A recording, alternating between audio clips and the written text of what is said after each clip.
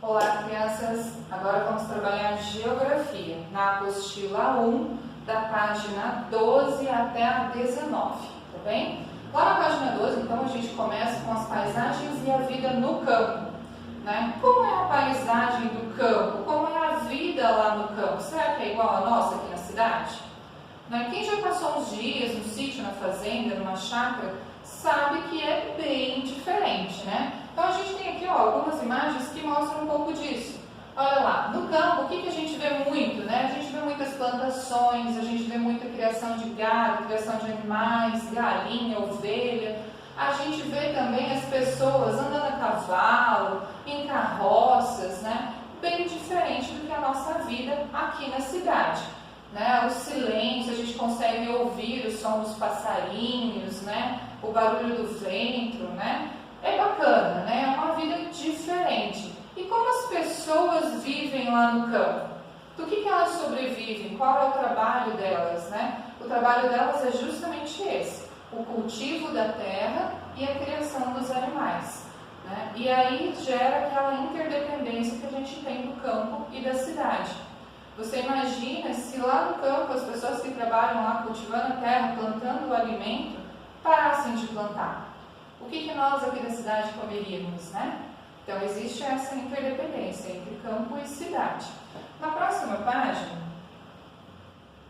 a gente vê como começou tudo isso, tá? Então a gente vai ver que essas propriedades lá do campo são totalmente dedicadas à agricultura, né? A agricultura, o cultivo da terra, e que este cultivo, essa cultura de trabalhar a terra, de plantar para se alimentar, foi um marco na vida do ser humano, porque foi a partir daí que tudo mudou. Como? Lá muito tempo atrás existia um povo chamado nômades. Esse povo se mudava demais, por isso desse nome, tá? Eles não tinham uma casa fixa igual nós temos a nossa casa lá. Eles viviam mudando. Por quê? Porque eles vinham para um determinado lugar em busca de alimento. Então eles vinham, exploravam este lugar. A partir do momento que esse lugar não trazia mais, não dava mais suporte para ele viver lá, não tinha mais alimento suficiente para aquela comunidadezinha, eles se mudavam, iam para um outro lugar em busca de alimento. Tá? Então a vida deles era se mudando, eles sempre estavam em lugares diferentes. A partir do momento que se descobriu o cultivo da terra, né, a agricultura, né, plantar e colher, esses povos começaram a fixar moradia.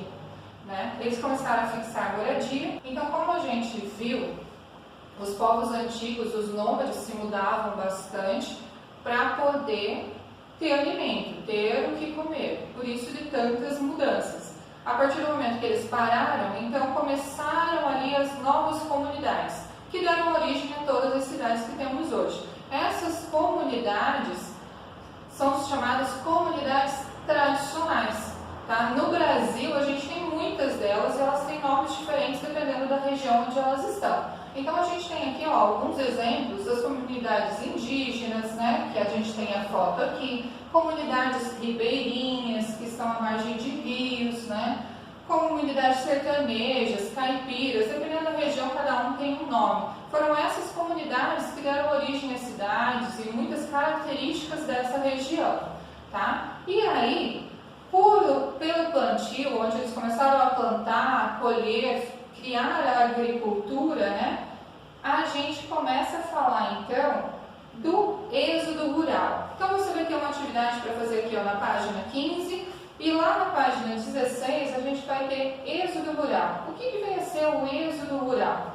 A partir lá de 1960 no Brasil começou-se um movimento.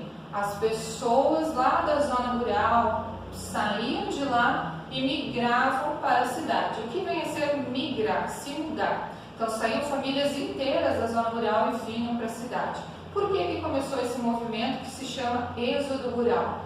Porque as pessoas não sabiam direito como lidar com a terra, então elas plantavam, colhiam, e muitas vezes o que plantavam elas não conseguiam colher. E como eram pessoas muito humildes, acabavam passando muita necessidade. Com o crescimento da industrialização, urbanização das cidades, essas pessoas viam na cidade um futuro melhor e saíam, né, as famílias inteiras da cidade, da zona rural para a cidade, em busca de melhores condições de vida, de escola para os filhos, de dar uma vida melhor para a sua família.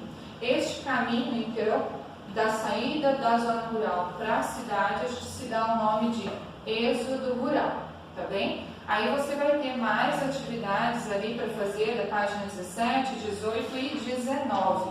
A gente se vê na próxima aula. Até mais!